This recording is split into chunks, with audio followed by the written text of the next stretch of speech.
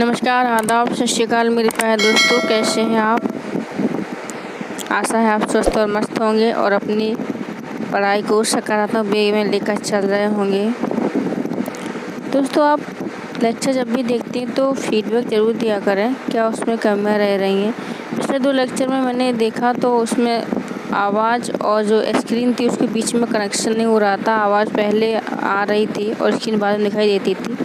उसमें कुछ इशू थे तो मैंने आज उनको सॉल्व कर लिया है और उनको बेहतर करने की कोशिश की है। अगर आप देखा करें तो उनको कमेंट बॉक्स में ज़रूर बताया करें कि ये प्रॉब्लम्स हो रही है, मैम आप इसको सुधार करें। क्योंकि आप अगर देखेंगे नहीं, फीडबैक नहीं देंगे तो हम सुधार कैसे करेंगे, किसी चीज़ को बेहतर कैसे करेंगे, इम्प्रूवमेंट कैसे लाएंगे।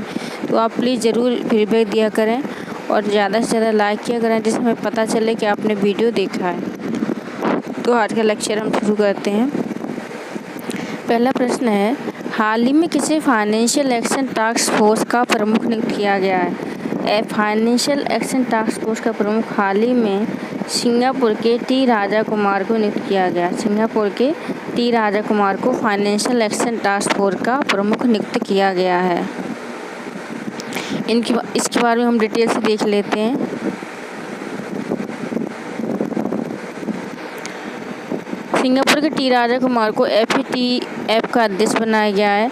FATF के प्रमुख के रूप में उन्हें हाल ही में नियुक्त किया गया। वे FATF के पूर्व प्रमुख मार्कस प्लेयर की जगह लेंगे। ठीक है, अब हम फाइनेंशियल एक्शन टास्क फोर्स के बारे में विस्तार से देखते हैं कि क्या इसमें बताया गया, कब इसकी स्थापना हुई थी।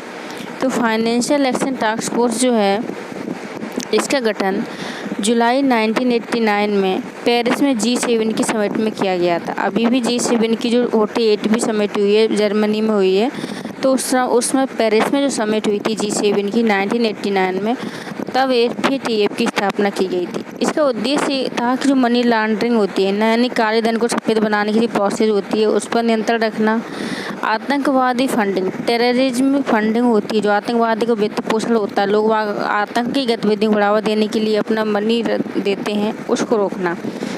इसलिए इसको ग्लोबल फाइनेंशियल वॉचडॉग भी कहा जाता है। क्या कहा जाता है? ग्लोबल फाइनेंशियल वॉचडॉग भी कहा जाता है। वर्तमान में इसके 39 सदस्य देश हैं, साथ ही 2 क्षेत्रीय संगठन, यूरोपीय आयोग और खाड़ी सहयोग परिषद इसमें शामिल हैं। आपको ये बताना है कि इसका 39वां सदस्य कौन है, जो वर्तमान में अभी हाल ही में बना है। इसका 39वां सदस्य कौन है, आप कमेंट बॉक्स में ज़रूर जवाब दें, क्योंकि आने वाली विशेष परीक्षाओं में पूछा जा सकता है 100 बार। भारत 2010 से इसका सदस्य देश रहा है। इसका मुख्यालय पेरिस में है। OECD का मुख्यालय भी पेरिस में है, इसका मुख्यालय भी पेरिस में है। फाइनेंशियल एक्शन टास्क फोर्स 2 प्रकार की सूचियाँ जारी करता है। 2 प्रकार की सूची में कौन कौन सी हैं? पहली ग्रे लिस्ट है। ग्रे लिस्ट में उन देशों को रखा जाता है जो टेरर फंडिंग, मनी लॉन्ड्रिंग का समर्थन करते हैं। ठीक है, उन देशों को रखा जाता है। इस लिस्ट में अगर किसी देश को डाल दिया जाता है तो ये दर्शाता है कि आगे जाके इसको ब्लैक लिस्ट में डाला जा सकता है, अगर उसने सुधार नहीं किया तो। ठीक है, नेक्स्ट होती है ब्लैक लिस्ट। इसमें उन देशों को डाला जाता है जो मनी लॉन्ड्रिंग और आतंकवादी गतिविधियों में संलिप्त रहते हैं, आतंकवाद के खिलाफ कोई कार्य नहीं करते। ओके, तो हाल ही में हमारे जो पड़ोसी है, हमारे प्यारे भारत का पड़ोसी पाकिस्तान ग्रे लिस्ट में डाला हुआ है। ओके, नेक्स्ट हम देखेंगे किस राज्य ने राज्य आधारित पक्षियों की रेड लिस्ट जारी करने की बात कही है? अरुणाचल प्रदेश, उत्तराखंड, केरल, राजस्थान। क्या कहा है? पक्षियों की रेड लिस्ट जारी करेगा वो राज्य अपनी खुद की। तो ये किसने कहा है? ये कहा है आपके केरल ने। केरल क्या है? केरल जो है पक्षियों की रेड लिस्ट जारी करने वाला देश का पहला राज्य होगा। केरल पक्षियों की रेड लिस्ट जारी करने वाला देश का पहला राज्य होगा। केरल का जो कृषि विश्वविद्यालय है और बर्ड काउंट इंडिया का, दोनों ने मिलकर केरल बर्ड मॉनिटरिंग कलेक्टिव क्षेत्रीय रेड लिस्ट जारी करने की बात कही है। ठीक है, अभी तक जो पक्षियों की रेड लिस्ट पशुओं की कौन जारी करता था? वो तो IUCN जारी करता है इंटरनेशनल लेवल पर, लेकिन पक्षियों की रेड लिस्ट जो है स्टेट लेवल पर केरल जारी करेगा और देश का पहला राज्य बनेगा। IUCN के बारे में हम डिटेल से जान लेते हैं।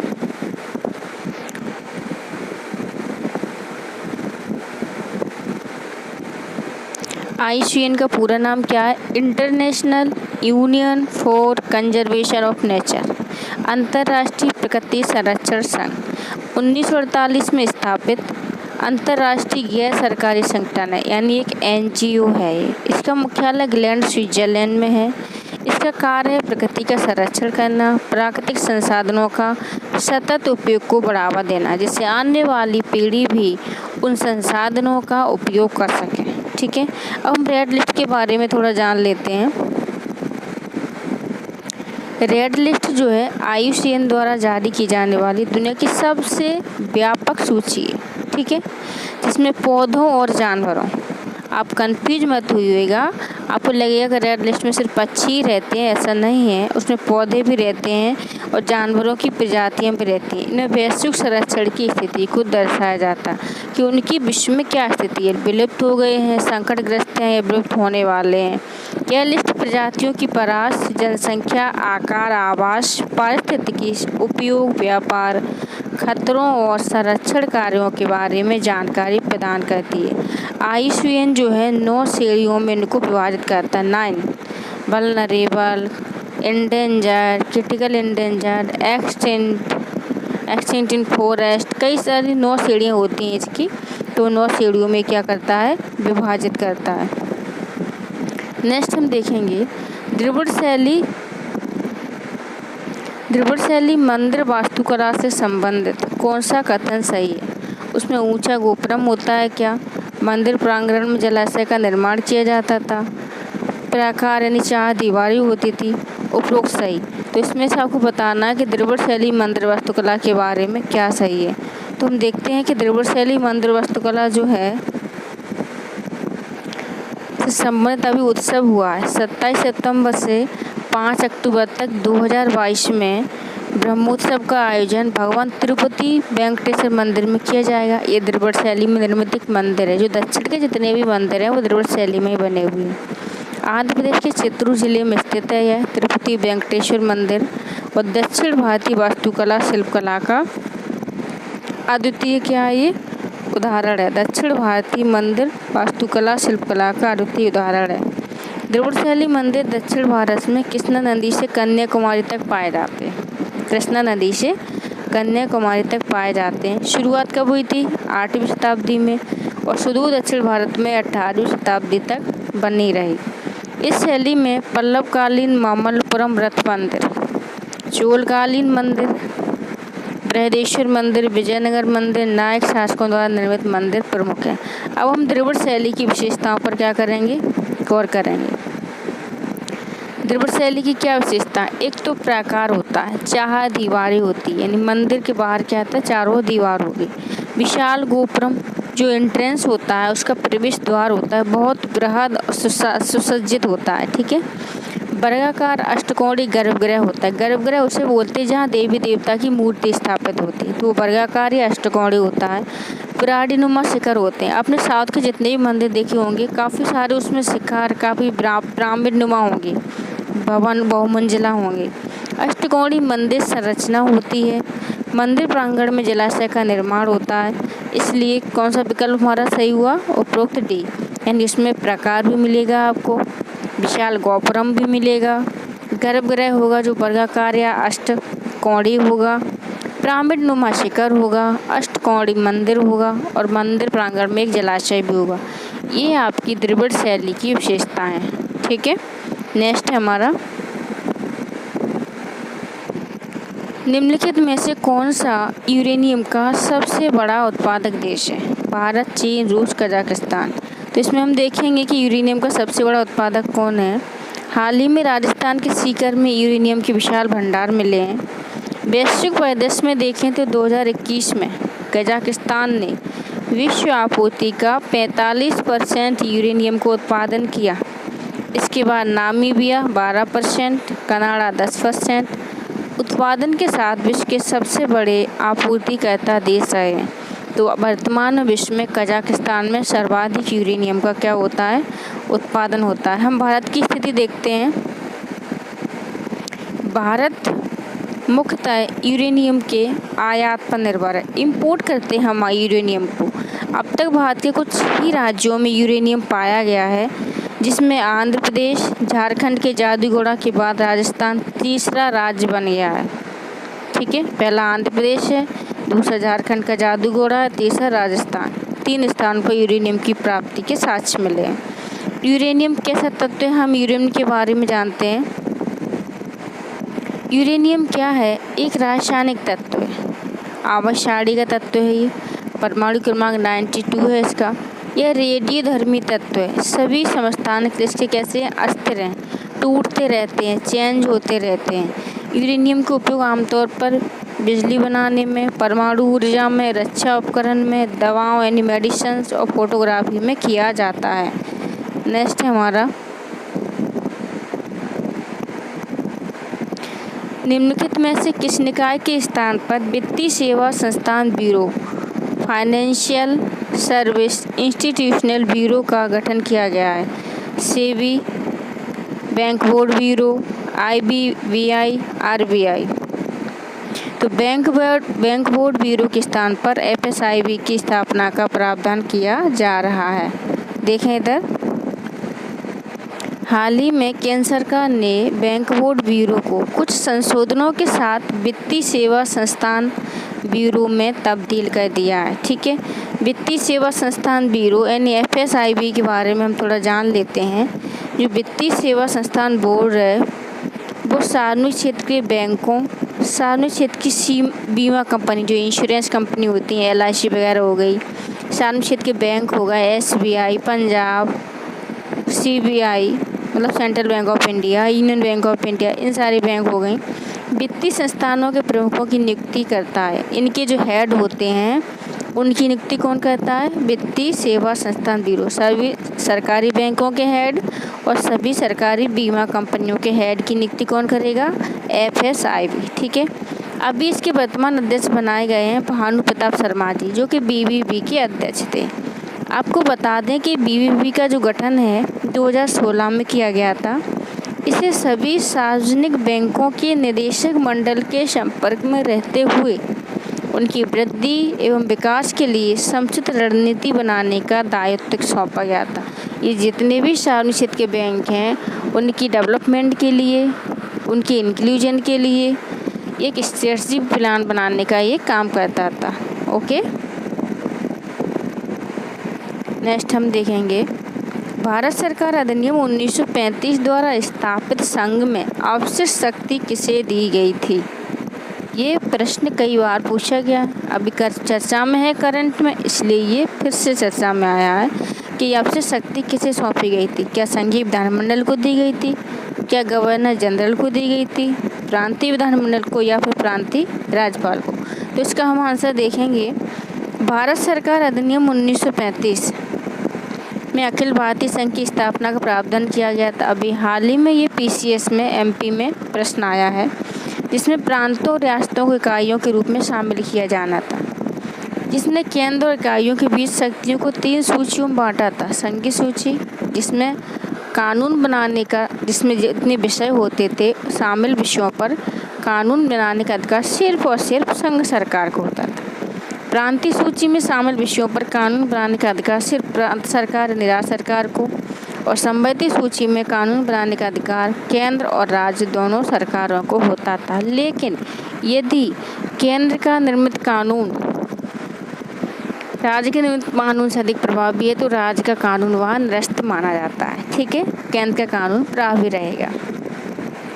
इस अधिनियम में अवशिष्ट शक्तियाँ जो हैं गवर्नर जनरल को प्रदान की गई थी। ये आप फैक्ट याद कर लीजिएगा अच्छे से। इस अधिनियम ने प्रांतीय द्वैध शासन की व्यवस्था को समाप्त कर दिया था। प्रांतीय द्वैध शासन द्वारा जो शासन होता था वो व्यवस्था 1935 के अधिनियम द्वारा समाप्त की गई थी और केंद्र में द्वैध शासन की स्थापना का सुझाव दिया गया था, लेकिन ये प्रावधान लागू नहीं किया गया था। क्या किया गया था? केंद्र में द्वैध शासन की स्थापना का प्रावधान किया गया लेकिन लागू नहीं हुआ। प्रांतों में द्वैध शासन को समाप्त कर दिया और इसके स्थान पर प्रांतीय स्वायत्तता की क्या हुई थी? शुरुआत हुई थी। प्रांत अपने कार्यों के लिए फ्री हो गए थे करने के लिए। नेक्स्ट है, 1935 के अधिनियम में दलितों, महिलाओं, श्रमिकों के लिए अलग निर्वाचन मंडल का विस्तार किया गया। 1858 के अधिनियम के अनुसार स्थापित भारतीय परिषद को 1935 के अधिनियम के द्वारा समाप्त कर दिया गया था। ओके, नेक्स्ट हम देखेंगे ये पिछले लेक्चर में आपसे पूछ चुके हैं कि सुप्रीम कोर्ट में प्रथम अश्वेत महिला जज कौन है, तो वो है आपकी केतन ब्राउन जैक्सन। ठीक है, नेक्स्ट हमारा the grand old man of India के नाम से किसे जाना जाता है, तो वो हैं आपके Dadabhai Naoroji, grand old man of India. Dadabhai Naoroji के बारे में जान लेते हैं। 1825 में नवसारी बॉम्बे में इनका जन्म हुआ था। भारत के अनौपचारिक राजदूत भी इनको कहा जाता है। क्या कहा जाता है? भारत के अनौपचारिक राजदूत, अनऑफिशियल, इनफॉर्मल। ठीक है, इनफॉर्मल राजदूत। ये ब्रिटिश सांसद बनने वाले पहले एशियाई थे। 1885 में दिनसा बाचा और ए.ओ. ह्यूम के साथ इन्होंने भारतीय राष्ट्रीय कांग्रेस के संस्थापक सदस्यों में से एक थे। नेक्स्ट हम देखते हैं, इन्होंने अपनी पुस्तक poverty and British rule in India में अंग्रेजों द्वारा स्थापित भारत से धन की निकासी के सिद्धांत पर ध्यान आकर्षित किया। 1881 में इन्होंने रहनुमाई मजदन सभा स्थापित की, जिसका उद्देश्य पारसी धर्म को पुनर्जीवित करना था, रिवाइव करना था। 1865 में भारतीय राजनीति, सामाजिक, साहित्यिक विषयों पर विचार रखने के लिए लंदन इंडिया सोसाइटी की स्थापना की गई। ओके, नेक्स्ट देखते हैं हम। और इन्होंने 1867 में ईस्ट इंडिया एसोसिएशन की भी स्थापना की, भारत की चिंताओं को ब्रिटिश जनता तक पहुंचाने के लिए। 1886, 93, 1906 में 3 बार भारतीय राष्ट्रीय कांग्रेस के क्या रहे थे? ये अध्यक्ष रहे थे। तो ये हमने दादा भाई नौरोजी के बारे में सब कुछ देख लिया। नेक्स्ट हम देखते हैं वन हेल्थ पायलट प्रोजेक्ट किस मंत्रालय की पहल है? वन हेल्थ का मतलब समझते हैं, उसमें सभी की हेल्थ को समाहित कर लिया जाए, पशु, पक्षी, मानव, सभी की हेल्थ को समाहित कर लिया जाए। तो ये किसका प्रोजेक्ट है, हमको देखना है। किस मंत्रालय की पहल हो सकती है? कृषि किसान मंत्रालय की, जनजाति मामलों के मंत्रालय की, मत्स्य पालन, पशुपालन, डेयरी मंत्रालय, स्वास्थ्य और परिवार कल्याण मंत्रालय। तो वन हेल्थ प्रोजेक्ट जो है वो मत्स्य पालन, पशुपालन और डेयरी पालन मंत्रालय द्वारा लॉन्च किया गया है। ठीक है, वन हेल्थ पायलट प्रोजेक्ट के बारे में देखते हैं। इसे कंपटीशन कमीशन ऑफ इंडिया, ठीक है, भारतीय उद्योग परिसंघ, कॉन्फेडरेशन इंडियन इंडस्ट्रियल, ठीक है, ऑफ इंडियन इंडस्ट्रियल कॉन्फेडरेशन, भारतीय उद्योग परिसंघ और bill and Melinda Gates foundation के सहयोग से डेयरी और पशुपालन विभाग द्वारा इसको शुरू किया जा रहा है। तो इसमें सहयोग किसका रहेगा? CII, ठीक है, bill and Melinda Gates foundation. ये मंत्रालय आप प्लीज़ ज़रूर याद रखिएगा, क्योंकि आप कंफ्यूज हो जाएंगे, स्वास्थ्य मंत्रालय लगा के आएंगे। तो डेयरी पशुपालन मंत्रालय है। उद्देश्य क्या है इसका? कोविड-19 महामारी जैसी जूनोटिक बीमारी के प्रकोप को रोकने के लिए समाधान बनाना। मतलब जूनोटिक बीमारी ऐसी होती है जो पशुओं से मनुष्यों में फैलती हैं, समझ रहे हैं आप? तो इसको रोकने के लिए समाधान बनाने का इनका प्लान है। यह मानव, पशु, पर्यावरण, स्वास्थ्य के हितधारकों के लिए मंच प्रदान करेगा। नेक्स्ट हम देखते हैं वन हेल्थ प्रोजेक्ट की जो अवधारणा है वो एक विश्व एक स्वास्थ्य पर मैनहट्टन सिद्धांत पर आधारित है। वन वर्ल्ड वन हेल्थ का जो मैनहट्टन सिद्धांत है, तो वन हेल्थ प्रोजेक्ट की अवधारणा वहीं से ली गई है। इसमें माना जाता है कि मानव स्वास्थ्य, पशु स्वास्थ्य, हमारे चारों ओर का पर्यावरण के आपस में घनिष्ठ रूप से जुड़े हुए हैं। सभी का स्वास्थ्य हमारे एनवायरनमेंट के लिए ज़रूरी है। निम्नलिखित में से किसका संबंध ब्राज़ीलिया घोषणा पत्र से है? मोस्ट इम्पोर्टेंट, ये सड़क सुरक्षा से संबंधित है। हाल ही में सड़क सुरक्षा से संबंधित कुछ मानक रिपोर्ट्स जारी की गई हैं कि उनका क्या कारण है, कहाँ कितनी दुर्घटनाएं होती हैं, कहाँ कितनी मृत्यु होती हैं, किन उपायों को हम अपनाएं तो इन मृत्युओं को कम कर सकते हैं। तो ये ब्राज़ीलिया घोषणा पत्र सड़क सुरक्षा से संबंधित है। नेक्स्ट देखते हैं हम इसके बारे में डिटेल से। अभी क्या हुआ है, लेसेंट ने नवीनतम रिपोर्ट जारी की है सड़क सुरक्षा पर। उसमें बताया है कि वाहनों की तीव्र गति यानी स्पीडिंग के कारण भारत में प्रति वर्ष 20,000 लोगों की जान को हम बचा सकते हैं अगर हम स्पीड को कंट्रोल कर लें तो। समझ रहे हैं बात को? क्योंकि हम देखते हैं आए दिन जो नवयुवक होते हैं वो फिल्मी स्टाइल में इतनी रेस से अपनी बाइक को ले जाते हैं कि उनको लगता है कि वही शक्तिमान है, सुपर हीरो हैं, और कहीं ना कहीं दुर्घटना का शिकार होते हैं। तो स्पीड को अगर हम मेंटेन कर लें तो प्रति वर्ष हम 20,000 लोगों की जान बचा सकते हैं, ये इस रिपोर्ट में कहा गया है। हम ब्राज़ीलिया घोषणा के बारे में जानते हैं। यह घोषणा पत्र सड़क सुरक्षा रोड सेफ्टी से संबंधित है। इस पत्र को ब्राज़ील में आयोजित सड़क सुरक्षा का जो second world high level conference हुई थी 2015 में। कौन सी कॉन्फ्रेंस हुई थी? सेकेंड हुई थी। विश्व स्तरीय सम्मेलन 2015 में हुआ था ब्राज़ील में, तब इस घोषणा को अपनाया गया, इसलिए इसको ब्राज़ीलिया घोषणा पत्र बोलते हैं। इसमें ये लक्ष्य रखा गया, ये उद्देश्य बनाया गया कि हम 2020 तक सड़क दुर्घटनाओं से वैश्विक मौतों और दुर्घटनाओं की संख्या को आधा कर लेंगे, मतलब 100% का 50% पर ला लेंगे। भारत ने भी इस घोषणा पत्र पर हस्ताक्षर किए और भारत ने ये लक्ष्य रखा है कि भी 2025 तक इन मौतों को लगभग आधे पर ले आएगा, कम कर लेगा, और 2030 तक उसने शून्य करने का लक्ष्य रखा। ठीक है। 8 प्रमुख उद्योगों का भारत कोर इंडस्ट्रीज होती है ना, ये आपको पता होना चाहिए कि भारत में कितने कोर इंडस्ट्रीज हैं, है ना। तो वो पूछ रहा है कि इनमें कौन कौन सा कोर इंडस्ट्रीज का भाग है। तो कोयला भी है, सीमेंट भी है, प्राकृतिक गैस भी है, सभी जो है कोर इंडस्ट्री यानी आधारभूत उद्योग होते हैं, उनका ये भाग है। देखते हैं हम, हाल ही में एक रिपोर्ट जारी की गई है कि जो कोर सेक्टर में वृद्धि मई में 18.1% रही है, जो पहले 2021 की मई में 16.4% रही है। कोर सेक्टर में क्या हुई है? वृद्धि हुई है। कोर सेक्टर ऐसे क्षेत्र होते हैं जो किसी भी उद्योग के विकास के लिए आधारभूत संरचना का निर्माण करते हैं। कोयला हो गया, क्रूड ऑयल हो गया, नेचुरल गैस हो गई, रिफाइनरी प्रोडक्ट हो गए, फर्टिलाइज़र हो गए, इस्पात, सीमेंट, विद्युत, ये सब क्या है आपके लिए कोर सेक्टर का काम करते हैं। भारत में 8 कोर सेक्टर हैं: कोयला, कच्चा तेल, प्राकृतिक गैस, रिफाइनरी उत्पाद, उर्वरक, इस्पात, सीमेंट, विद्युत। इनमें उद्योग उत्पादन सूचकांक में शामिल मदों के भार जो हैं 40.27% हैं, ये आपको पता होना चाहिए। उद्योग उत्पादन सूचकांक के बारे में हम देखते हैं। उद्योग उत्पादन सूचकांक जो है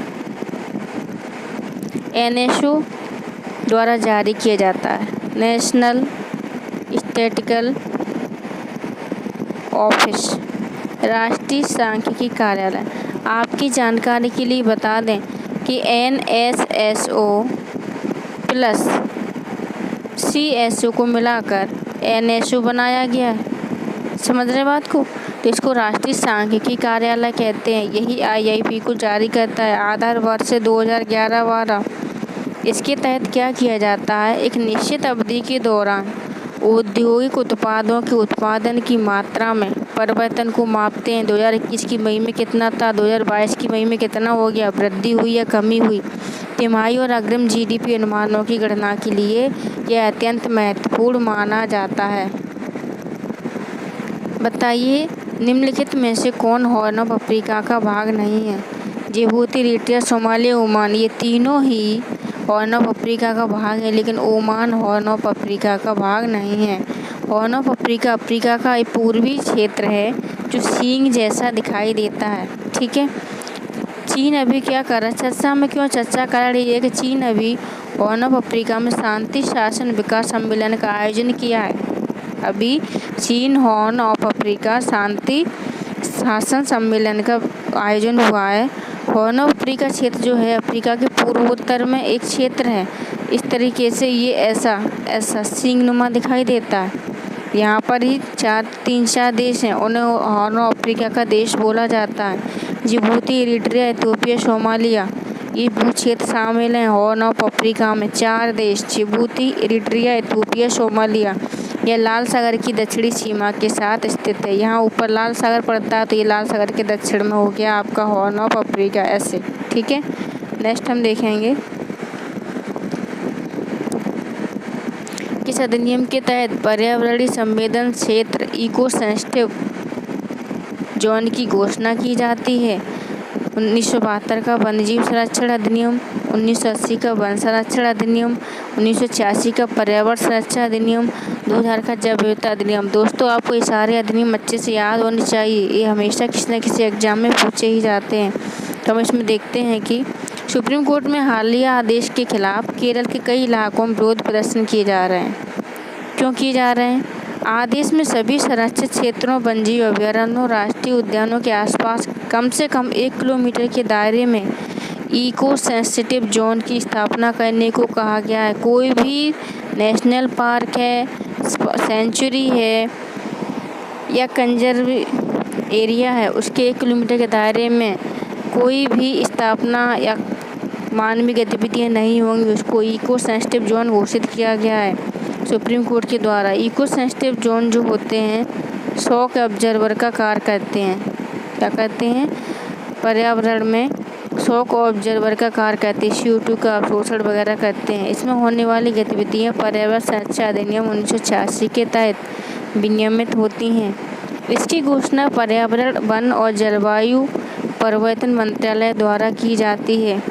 विस्तारित संक्षेत्र के आसपास 10 किलोमीटर क्षेत्र तक हो सकता है। इसका विस्तार सरकार या शासन चाहे तो 10 किलोमीटर तक कर सकती है, लेकिन सरकार ने सुप्रीम कोर्ट ने 1 किलोमीटर तक का घोषित किया है।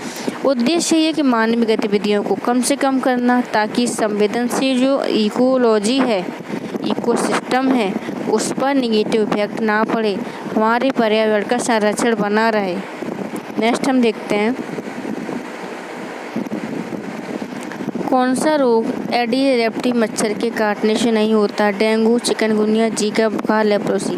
लेप्रोसी जो है एडिस एडिप्टी मच्छर के काटने से नहीं होता। ठीक है, लेप्रोसी यानी कि कोढ़। लेप्रोसी चर्चा में क्यों, इसके बारे में बताते हम। अभी क्या है, झारखंड राज्य सरकार ने कुष्ठ मरीजों के लिए लेप्रोसी केस डिटेंशन कैंपेन शुरू किया है। कौन सा? Leprosy case detention campaign. Aedes aegypti जो मच्छर है वो डेंगू बुखार के लिए, चिकनगुनिया के लिए, जीका के लिए, मायारो, पीले बुखार के वायरस और अन्य रोगों के लिए वाहक का कार्य करता है। ये सब आपको याद होना चाहिए। डेंगू, चिकनगुनिया, जीका, मायारो, पीला बुखार, येलो फीवर बोलते हैं जिसे, उनके लिए ये कारक का कार्य करता है एडिस एडिप्टी मच्छर। लेप्रोसी मच्छर काटने से नहीं होता है। लेप्रोसी के बारे में हम देखें कि माइक्रोबैक्टीरियम लेप्रे नामक बैक्टीरिया से होता है। ये यदि समय पर इलाज नहीं होता है तो इससे कई सारी विकलांगताएं, शारीरिक अक्षमता जैसी स्थिति पैदा होती है। हाथ पैरों में पहले जकड़न होगी, विकृति होगी, फिर स्थायी विकलांगता हो जाती है। इसके लिए मल्टी ड्रग थेरेपी का यूज किया जाता है। MDT मल्टी ड्रग थेरेपी काफ़ी कारगर है। 2017 में भारत सरकार द्वारा कुष्ठ रोग, कलंक और भेदभाव के मुद्दों को संबोधित करने के लिए स्पर्श कुष्ठ रोग जागरूकता अभियान शुरू किया था। अभी हाल ही में कुष्ठ की जो मिलने वाली दवाई है उसकी जो सप्लाई है उसमें कमी आई है, इसी को लेकर ये चर्चा में है। ठीक है, नेक्स्ट हम देखते हैं चंद्रयान 3 मिशन। नेक्स्ट क्या है? चंद्रयान 3 मिशन के लिए भारत किस देश के साथ साझेदारी की है? चीन, जापान, रूस, फ्रांस। चंद्रयान 3 मिशन के लिए भारत ने देखो चंद्रयान 2 मिशन का यह क्या है? अगला प्रोजेक्ट है, नेक्स्ट वर्जन है, उत्तराधिकारी है। यह चंद्रमा की सतह पर एक और सॉफ्ट लैंडिंग का प्रयास करेगा। सॉफ्ट लैंडिंग का मतलब होता है वहाँ जाकर कोई भी इंस्ट्रूमेंट या डिवाइस वहाँ लैंड करके वहाँ की सारी गतिविधियों की रिपोर्ट आपको भेजेगा। हार्ड लैंडिंग मतलब होता है वो डिवाइस वहाँ जाके खुद से नष्ट हो जाती, फिर किसी काम की नहीं रहती। समझ रहे हैं बात को। तो इस मिशन के लिए जापान की जाक्सा के साथ क्या किया है, इसरो ने हस्ताक्षर किए हैं। चंद्रयान 3 के लिए जापान की अंतरिक्ष एजेंसी का नाम जाक्सा है, भारत की अंतरिक्ष एजेंसी का नाम इसरो है। तो इसरो ने जाक्सा के साथ क्या किया है, साझेदारी की है कि चंद्रयान 3 के लिए हम सॉफ्ट लैंडिंग कैसे करें। इसमें एक ऑर्बिटर जाएगा, एक लैंडिंग मॉड्यूल जाएगा। ऑर्बिटर चारों घूमता रहेगा, लैंडिंग के मॉड्यूल लैंड करेगा चंद्रमा की सतह पर और वहाँ की पूरी ज़मीन का ऑब्जर्वेशन करेगा, क्या कैसी परिस्थितियाँ हैं। ठीक है। ऑर्बिटर का कार्य क्या होगा, चंद्रमा तक लैंडर को ले जाना। ऑर्बिटर क्या है, चंद्रमा तक लैंडर को ले जाएगा, उसी कक्षा से लैंडिंग की निगरानी करने और लैंडर और पृथ्वी स्टेशन के मध्य संचार करने तक सीमित रहेगा। ओके। नेक्स्ट है आपदा रोधी बुनियादी ढांचे के लिए गठबंधन, CDRI coalition of disaster resolution. ठीक है। इंफ्रास्ट्रक्चर का मुख्यालय कहाँ स्थित है, न्यूयॉर्क में, नई दिल्ली, इस्तांबुल, टोक्यो। देश का मुख्यालय नई दिल्ली में स्थित है CDRI का। हाल ही में केंद्रीय मंत्रिमंडल ने आपदा रोधी ढांचे के लिए CDRI को अंतर्राष्ट्रीय गठबंधन के रूप में श्रेणीबद्ध करने को मंजूरी दी है। आपदा रोधी बुनियादी ढांचे के लिए गठबंधन कहा जाता है इसे CDRI। यह राष्ट्रीय सरकारों, बहुपक्षीय विकास, वित्त पोषण, निजी क्षेत्र, शैक्षणिक अनुसंधान संस्थानों की एक वैश्विक साझेदारी है। 2019 में न्यूयॉर्क में संयुक्त राष्ट्र जलवायु कार्रवाई शिखर सम्मेलन में CDRI को लॉन्च किया गया था। ठीक है। CDRI का जो हेडक्वार्टर है वो भारत की नई दिल्ली में है। सतत विकास के लिए जो सस्टेनेबल डेवलपमेंट होता है उसके लिए क्लाइमेट और डिजास्टर रिस्क जैसी इंफ्रास्ट्रक्चर सिस्टम को लचीलेपन को बढ़ावा देने के लिए इसका गठन किया गया है। भारत की सबसे बड़ी सौर ऊर्जा परियोजना किस राज्य में स्थापित की गई है, कौन सी, तैरती सौर ऊर्जा परियोजना, तो ये तेलंगाना में स्थापित की गई है। ठीक है। देखें, भारत की सबसे बड़ी तैरती सौर ऊर्जा परियोजना रामागुंडम तेलंगाना में स्थापित है। 100 मेगावाट की NTPC ने इसका विकास किया है। रामागुंडा तेलंगाना में 100 मेगावाट की NTPC ने इसका विकास किया है। कौन से पॉइंट हैं जो आपको परीक्षा की दृष्टि से ध्यान रखने, इस पर भी आप गौर करते जाइएगा क्योंकि ये आपके लिए बहुत ही महत्वपूर्ण और सहायक साबित होगा। NTPC के बारे में हम देख लेते हैं। यह PSU है, पब्लिक सेक्टर यूनिट। ठीक है। सार्वजनिक क्षेत्र की इकाई है, विद्युत मंत्रालय के तहत आती है। ये हेडक्वार्टर नई दिल्ली में है। ओके। उद्देश्य क्या है इसका, नवाचार, इनोवेशन करना, स्किल बढ़ाना। ठीक है। किफ़ायती, कुशल, पर्यावरण के अनुकूल तरीके से विश्वसनीय बिजली संबंधित समाधान प्रदान करना। NTPC को भी पता चल गया है कि अब कोयले से कुछ नहीं होने वाला क्योंकि वर्तमान युग नवीकरणीय ऊर्जा का युग है, तो वो ऐसे प्रोजेक्ट पर समय रहते ही ध्यान दे रही है। समझ रहे हो। और ये 33 सौर ऊर्जा परियोजनाओं से ज़मीन की भी बचत होती है जिससे उस पर खेती की जा सकती है। और पानी, तो पानी का वाष्पीकरण भी रुकेगा। अगर पानी कहीं पर रिजर्व है, भरा हुआ है, तो अगर ऊपर सोलर प्लांट उसके लगा दिए जाएंगे, प्लेटें लगा दी जाएंगी, तो पानी का वाष्पीकरण भी रुकेगा, ज़मीन की बचत होगी, ज़मीन पर कृषि हो जाएगी, तो हमें इससे क्लाइमेट को सुधारने में भी मदद मिलेगी। तो इसके बहुत सारे फ़ायदे हैं। नेक्स्ट हम देखते हैं, भारत में व्यापार सुगमता सूचकांक किस निकाय के द्वारा जारी किया जाता है। तो भारत में व्यापार सुगमता सूचकांक नीति आयोग, वित्त मंत्रालय, वाणिज्य उद्योग मंत्रालय, श्रम और रोजगार मंत्रालय किसने जारी किया है, इसके बारे में हम देखते हैं। ये हम बता चुके हैं आपको, वाणिज्य और उद्योग मंत्रालय के द्वारा जारी किया जाता है। ऊपर हम आपको ये बता कर आए हैं पहले डिस्कशन सूचकांक किसी लेक्चर में, है ना। सेंडोनी वन्यजीव अभ्यारण्य कहाँ स्थित है, सेंडोनी वन्यजीव अभ्यारण्य कहाँ स्थित है, इसके बारे में हम देखते हैं। सेंडोनी वन्यजीव अभ्यारण्य में क्या है, औषधि गुण वाले पौधों की स्थानिक प्रजाति चैन क्रुंजी मोस्ट इम्पोर्टेंट जलवायु परिवर्तन का संकट का सामना कर रही है। इस पौधे के नाम पर ही इस वन्यजीव अभ्यारण्य का नाम रखा गया है। सेंडोनी वन्यजीव अभ्यारण्य पश्चिमी घाट में केरल के कोल्लम जिले में स्थित है। चैन क्रुंजी यहाँ औषधीय पौधे पाए जाते हैं। यह संरक्षित क्षेत्र जो है अगस्त्यमलाई बायोस्फीयर रिजर्व के अंतर्गत आता है। अब हम अगस्त्यमलाई के बारे में देखते हैं। अगस्त्यमलाई बायोस्फीयर रिजर्व जो है यूनेस्को द्वारा मान्यता प्राप्त बायोस्फीयर रिजर्व पश्चिमी घाट के दक्षिणी छोरों में स्थित है। बायोस्फीयर रिजर्व में 3 वन्यजीव अभयारण्य हैं, सेंदुरने, पेपारा, नैयर। ठीक है, इसके साथ ही कलाकड़, मुंडनथुराई टाइगर रिजर्व भी शामिल है। सेंदुरने, पेपारा, नैयर वन्यजीव अभयारण्य हैं, कलाकड़, मुंडनथुराई टाइगर रिजर्व शामिल है। ठीक है, तमिलनाडु और केरल में ये फैला हुआ है। कौन? अगस्त्यामलाई बायोस्फीयर रिजर्व। 3000 की कुल आबादी की कई जनजाति बस्तियां निवास करती हैं यहाँ, और यहाँ की फेमस जो जनजाति है वो है आपकी कानी जनजाति। कानी जनजाति मोस्ट इम्पोर्टेंट पश्चिमी घाट के भीतर एक महत्वपूर्ण जैव भौगोलिक हॉटस्पॉट का गठन करता है। पश्चिमी घाट में एक हॉटस्पॉट का ये निर्माण करता है। नेक्स्ट हम देखेंगे, तो कानी जनजाति को आप ध्यान रखेंगे। हाल ही में चर्चा में रही कुरुंजी, मुलई, मुरथम, नीथल और पलाई क्या है? ठीक है, ये क्या है ये आपको ये बताना है। तो इसको हम देखते हैं। हाल ही में सेंट्रल विस्टा प्रोजेक्ट, नई संसद भवन जो बनाई जा रही है, उसमें तमिलनाडु से संगम साहित्य में वर्णित 5 पारिस्थितिक क्षेत्रों की मिट्टी को शामिल किया गया है। सेंट्रल विस्टा प्रोजेक्ट हमारे नई संसद भवन के निर्माण से संबंधित है। उसमें तमिलनाडु से संगम साहित्य में वर्णित 5 इकोसिस्टम की मिट्टी को शामिल किया गया है, और इन मिट्टियों में कुरुंजी जो पहाड़ी और ढलान मृदा है, मुलई जंगल और घास के मैदान, मुरुदम मैदानी घाटियाँ, मरुभूमि, कृषि भूमि, नीथल तटीय समुद्री तट, पलाई बंजर भूमि। तो क्या ये मिट्टियाँ हैं, इनको वहाँ शामिल किया गया है। ओके, दक्षिण भारत के कृष्णा और तुंगभद्रा नदी के स्थित क्षेत्र में 300 ईसा पूर्व से 300 ईस्वी के बीच संगम काल की अवधि रही है। 300 ईसा पूर्व के 300 ईस्वी के बीच की जो अवधि है उसको संगम काल कहते हैं। संगम तमिल कवियों का एक संगम सम्मेलन था जिसे पांड्य राजाओं द्वारा कराया जाता। मदुरै, कपाटपुरम, मदुरै 3 जगह ये हुआ था। ठीक है, सम्मेलन के बारे में देख लेते हैं हम। पहला संगम मदुरै में हुआ था। 3 संगम हुए थे, पहला मदुरै में हुआ था, दूसरा कपाटपुरम में हुआ था।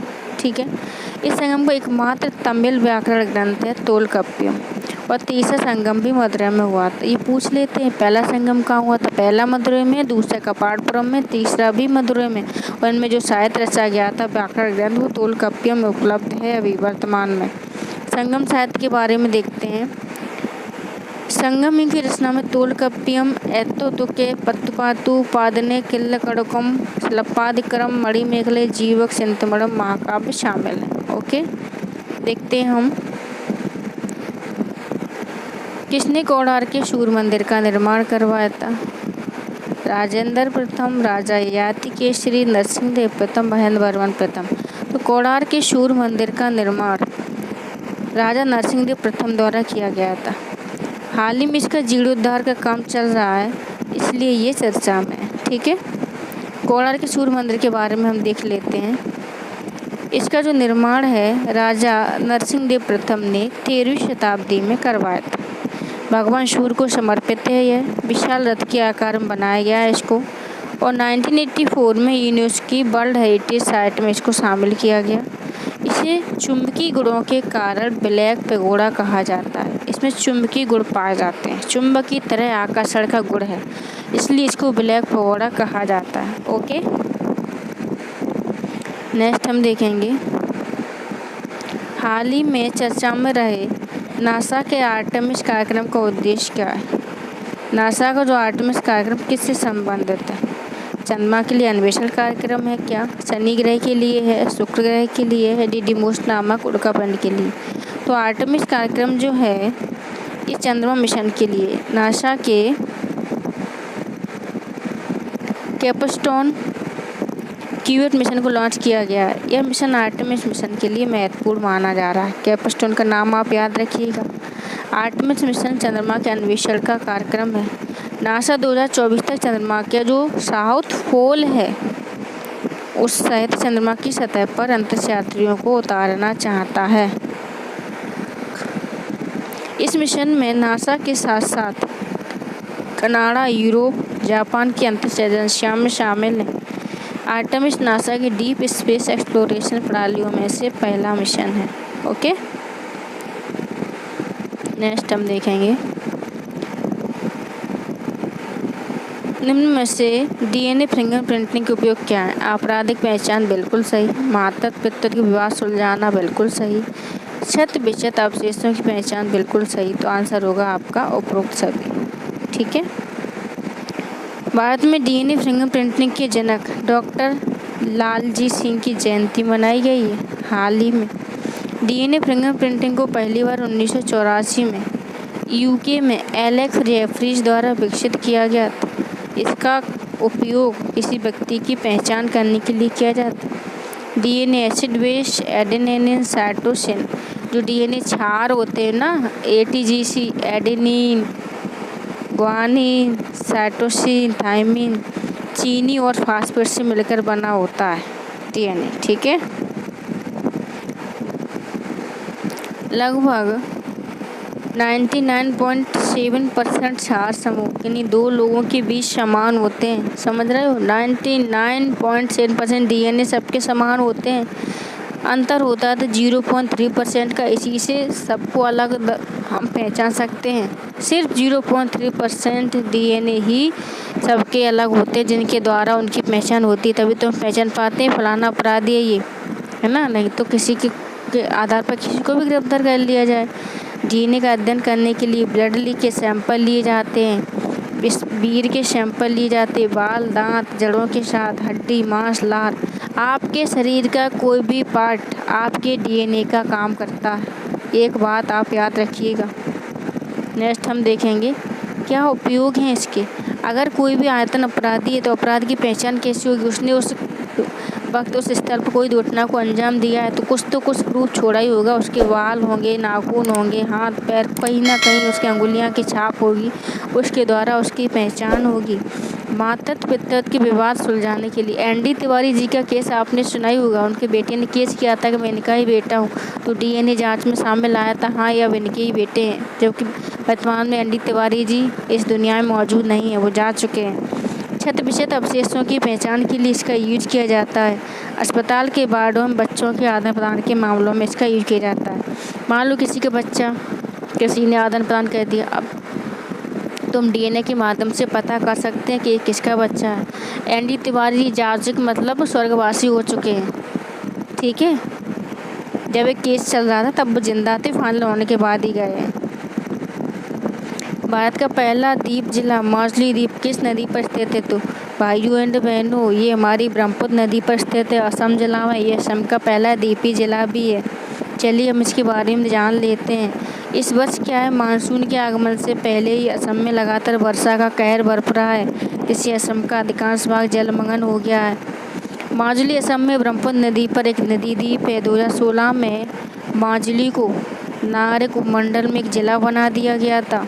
20वीं सदी की शुरुआत में इसका क्षेत्रफल 880 वर्ग किलोमीटर था, लेकिन जल कटाव के कारण 553 किलोमीटर रह गया 214 में, क्योंकि बाढ़ की स्थिति ज़्यादा रहती है।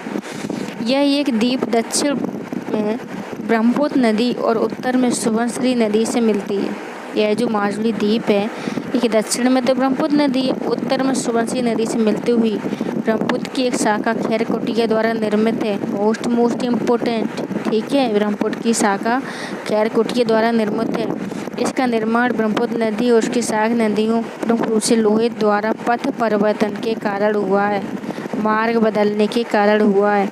असम की वैष्णव संस्कृति की सांस्कृतिक विरासत का प्रमुख केंद्र है यह माजुली द्वीप। नव वैष्णव संस्कृति का विकास 15वीं शताब्दी में शंकर देव द्वारा प्रतिपादित अद्वितीय वैष्णव सत्य प्रणाली के दौरान हुआ था। ओके, नेक्स्ट हम देखेंगे। हमने पिछले लेक्चर में आपको बताया था कि क्षत्रिय नृत्य कहाँ है, तो वो असम से ही रिलेटेड है। टेक होम राशन रिपोर्ट किसके द्वारा जारी की गई है। टेक होम राशन रिपोर्ट किसके द्वारा जारी की गई है। नीति आयोग, FAO, A और B, न तो A और B। तो इसके बारे में हम देखते हैं। हाल ही में नीति आयोग और food and agriculture organisation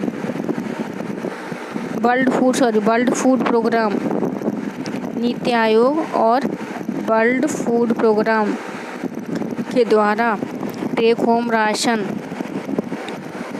good practices across state union territories शीर्षक से रिपोर्ट जारी की गई है। उद्देश्य क्या है? ICDS योजना के तहत टेक होम राशन की सुविधाएं प्रदान करना। इस योजना को बच्चों के साथ गर्भवती स्तनपान कराने वाली महिलाओं के पोषण अंतर को भरने में मदद मिलने के लिए चलाया जा रहा है। आपको बता दें कि वर्ल्ड फूड प्रोग्राम को 2020 में शांति का नोबेल दिया गया है, तो आप इसको प्लीज़ याद रखें। नेक्स्ट, वर्ल्ड फूड प्रोग्राम के बारे में देख लेते हैं। यह कार्यक्रम युद्ध, प्राकृतिक घटना, अकाल जैसी स्थिति में खाद्य सहायता मुहैया कराता है। 1961 में स्थापना, रोम इटली में हेडक्वार्टर, 88 से ज़्यादा देशों में कार्यालय हैं इसके। ठीक है, इसकी दो अन्य एजेंसियां जो हैं, दो कौन सी, एक तो फूड एंड एग्रीकल्चर ऑर्गेनाइजेशन है, दूसरा international food and agriculture international fund of agriculture development, अंतर्राष्ट्रीय कृषि विकास कोष FAO, IFAD, WFP की क्या है? दो एजेंसियां हैं। 2020 का शांति का Nobel WFP World food Programme को दिया जा चुका है। नेक्स्ट है हमारा आषाढ़ी बीज उत्सव भारत के किस राज्य में मनाया जाता है? आषाढ़ी बीज उत्सव के बारे में हम देखते हैं किस राज्य में मनाते हैं। तो यह गुजरात के कच्छी समुदाय ने आषाढ़ी बीज उत्सव नया साल मनाते हैं आषाढ़ी बीज के रूप में। आषाढ़ी बीज हिंदू पंचांग के आषाढ़ मास के शुक्ल पक्ष की द्वितीया को पड़ता है। आषाढ़ मास के शुक्ल पक्ष की द्वितीया को हिंदू नववर्ष गुजरात के कच्छ क्षेत्र में बारिश की शुरुआत से जुड़ा हुआ है। ठीक है, तो गुजरात में आषाढ़ी बीज जो है नव वर्ष पर मनाया जाता है। आषाढ़ी बीज के दौरान वातावरण नमी की जांच की जाती है ताकि अनुमान लगा सकें कि आने वाले मानसून में कौन सी फसल बेहतर होगी। तो यह गुजरात का त्यौहार है। संविधान के तहत धन का संकेंद्रण किसका उल्लंघन करता है? धन का जो संकेंद्रण है किसका उल्लंघन करता है, ये आपको बताना है। तो हम ये देखेंगे कि धन का जो संकेंद्रण है किसका उल्लंघन करता है।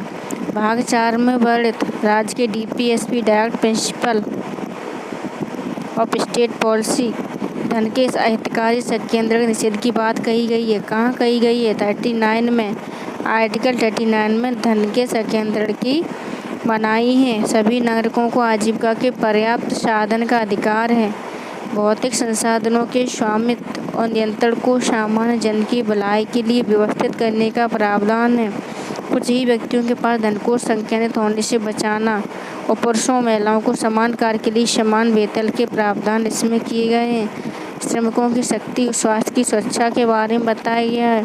बच्चों के बचपन, युवाओं का शोषण न होने देना, ये सब प्रावधान किए गए हैं 39 में। ये सब राज्य के कर्तव्य होंगे, इनका पालन करना। नेक्स्ट हम देखते हैं भारतीय संविधान का कौन सा तत्व कनाडा के संविधान से लिया गया है? संसदीय व्यवस्था बिल्कुल नहीं ली गई है। ठीक है, आपसे शक्तियों का केंद्र में निहित होना, मूल कर्तव्य बिल्कुल नहीं लिया गया, एकल नागरिकता बिल्कुल नहीं ली गई। तो आपसे शक्तियों का केंद्र में निहित होना कनाडा से लिया गया है। भारतीय संघात्मक व्यवस्था में आपसे शक्तियों का केंद्र में निहित होने कनाडा से लिया गया है। कनाडा के संविधान की हम विशेषताएं देख लें। हम पर भारत पर कौन कौन से प्रभाव हैं? संघात्मक विशेषताएं, आवश्यक शक्तियाँ, केंद्र द्वारा राज्यपालों की नियुक्ति, उच्चतम न्यायालय का परामर्शी न्याय निर्णय, मोस्ट इम्पोर्टेंट। संघात्मक विशेषताएं, आवश्यक शक्तियाँ केंद्र के पास, केंद्र द्वारा राज्य के राज्यपालों की नियुक्ति, उच्चतम न्यायालय का परामर्श न्याय निर्णय, ये सभी कनाडा से लिया गया है। ब्रिटेन से हमने क्या लिया है ज़रा हम देख लेते हैं। ब्रिटेन से हमने संसदीय प्रणाली ली है, एकल नागरिकता ली है, विधि निर्माण की प्रक्रिया ली है, विधि का शासन लिया है, मंत्रिमंडल प्रणाली ली है, संसदीय विशेषाधिकार ये हमने ब्रिटेन से लिया है। सोवियत संघ से भी देख लेते हैं। मूल कर्तव्यों का प्रावधान, सोवियत संघ मूल कर्तव्य है ना, और प्रस्तावना में सामाजिक, आर्थिक, राजनीतिक न्याय का आदर्श। रूसी क्रांति के दौरान ये जो टैगलाइन हुई थी वो इसको हमने एज इट इज अपने संविधान में लागू किया है। नेक्स्ट हम देखते हैं राष्ट्रीय जांच एजेंसी NIA का NIA का अध्यादेश है, यानी ये कैसा निकाय है? संवैधानिक है, वैधानिक है या नियामक? भैया दोस्तों ये वैधानिक निकाय है, क्योंकि NIA अधिनियम 2008 के तहत इसकी स्थापना हुई थी। हम आपको बता चुके हैं ऐसे निकाय जिनकी अधिनियम के तहत स्थापना होती है ना, उन्हें हम वैधानिक निकाय बोलते हैं। हाल ही में उदयपुर अमरावती केस की चर्चा को लेकर NIA चर्चा में है। नेशनल इन्वेस्टिगेशन एजेंसी राष्ट्रीय जांच एजेंसी है। 2018 का 26/11 जो मुंबई अटैक हुआ था, उसके बाद इसको गठित किया गया आतंकवादी विरोध कानून प्रवर्तन एजेंसी के रूप में। जांच एजेंसी अधिनियम 2008 के द्वारा इसको गठन किया गया, इसलिए ये वैधानिक निकाय है। NIA के पास जो है संवर्ती अधिकार क्षेत्र हैं। इसकी जांच के दायरे में देश की प्रभुसत्ता अखंडता को खतरा पहुंचाने वाले हमले, बम विस्फोट, हवाई जहाज, समुद्री जहाज, परमाणु संस्थानों पर किए जाने वाले हमले शामिल हैं। आतंकवादी हमलों के अलावा जाली मुद्रा, मानव तस्करी, ड्रग, मादक पदार्थ, संगठित अपराध, जबरन धन वसूली आदि अपराध इसके दायरे में आते हैं। NIA संशोधन 2019 में किया गया है। NIA संशोधन 2019 के द्वारा इसके क्षेत्राधिकार में क्या की गई है? वृद्धि की गई है। इसके क्षेत्राधिकार में वृद्धि की गई है। इसे जाली मुद्रा से जुड़े अपराधों की जांच पड़ताल करने, अभियोग चलाने का भी अधिकार मिल गया है। ओके, तो आज का लेक्चर हमारा यहीं समाप्त होता है। हमने आपको हमारा यहाँ पढ़ाने का उद्देश्य, हाईलाइट करने का उद्देश्य ये भी रहता है कि आप पढ़ते हुए ये समझें कि क्या इम्पोर्टेंट है, क्या पूछा जा सकता है, हमें किस पर फोकस करना है। मैं यहाँ इतनी चीज़ों को पढ़ाई हूँ, तो आपका ये कर्तव्य होना चाहिए कि जो शब्द यहाँ यूज हुए उन पर और डिटेल में आप जानकारी एकत्रित करें, ताकि आने वाले एग्ज़ाम में आपकी जो मनोबल है, आपका जो कॉन्फिडेंस है, मजबूत हो सके। दोस्तों कॉन्फिडेंस सिर्फ और सिर्फ नॉलेज से ही मजबूत होता है। आपका नॉलेज जितना मजबूत होगा, आपका कॉन्फिडेंस भी उतना ही मजबूत होगा। आप कहें कि मेरे अंदर कॉन्फिडेंस नहीं है, इसका मतलब नॉलेज की कहीं ना कहीं कमी है। आप नॉलेज गेन करिए जितना हो सके, देखिए कि आपका कॉन्फिडेंस लेवल कितना बढ़ता है। आप लोगों से बात कर पाएँ, उनके आंसर दे पाएँ, फिर आपको लगेगा हाँ मुझे भी कुछ आता है, आपको ऐसा लगेगा। और जब आपके अंदर कॉन्फिडेंस होगा तो एग्ज़ाम हॉल की जितनी भी जो आपके साथ परिस्थितियाँ होती हैं, घबराना, आंसर गलत देना, गोला गलत फिल करना, कई सारी प्रॉब्लम्स, उनसे आपको निजात मिलेगा। जो जैसे जैसे आप नॉलेज को गेन करते जाएंगे, आपके अंदर का व्यक्तित्व, पर्सनालिटी, कॉन्फिडेंस सब कुछ आपके अंदर झलकेगा, आप खुद से ही महसूस करेंगे। तो ज़्यादा से ज़्यादा सकारात्मक रहें, अपने लक्ष्य के प्रति समर्पित रहें। ये ना सोचें कि क्या होगा क्या नहीं होगा। अगर आप सही दिशा में जा रहे हैं तो सही ही होगा, अच्छा ही होगा। आपका आज आपके कल को निर्धारित करता है, तो निश्चिंत रहें, अपनी तैयारी को सकारात्मक में चलें, स्वस्थ रहें, मस्त रहें, अपनी दिनचर्या को अच्छे से फॉलो करें, एक रूटीन बनाएं, जगने का, उठने का, व्यायाम का, पढ़ने का, खाने का। क्योंकि एक दिन की पढ़ाई तो होती नहीं कि आपने एक दिन 24 घंटे पढ़ लिया, दूसरे दिन पर डले हैं। तो रूटीन कभी भी कैंसिल नहीं होना चाहिए, रूटीन फॉलो कीजिए। और जिनके जीवन में अनुशासन है वही सफल है। अनुशासन क्या होता है? हम अपने जीवन को कैसे रेगुलेट करते हैं, क्या हमारा उठने का टाइम है, कब हम एक्सरसाइज करते हैं, कब हम नाश्ता करते, कब हम खाते, कब हम पढ़ते, कब हम सोते हैं, कितना हम अपने टाइम को वेस्ट कर रहे हैं, हम खुद को कितना रेगुलेट कर रहे हैं, ये है अनुशासन। क्योंकि अगर आपने अपने आप को अनुशासित कर लिया तो आपका पूरा जीवन अनुशासित हो जाता है, फिर तो कहने की बात ही नहीं है, जो भी होगा अच्छा ही होगा। तो स्वस्थ रहें, मस्त रहें। वीडियो पसंद आए तो लाइक करें, शेयर करें और कमेंट बॉक्स में फीडबैक ज़रूर दें, क्योंकि आपका फीडबैक नहीं देंगे तो हम इम्प्रूवमेंट कैसे करेंगे। हमको लगेगा कि सब कुछ अच्छा चल रहा है, तो फीडबैक देना ना भूलें।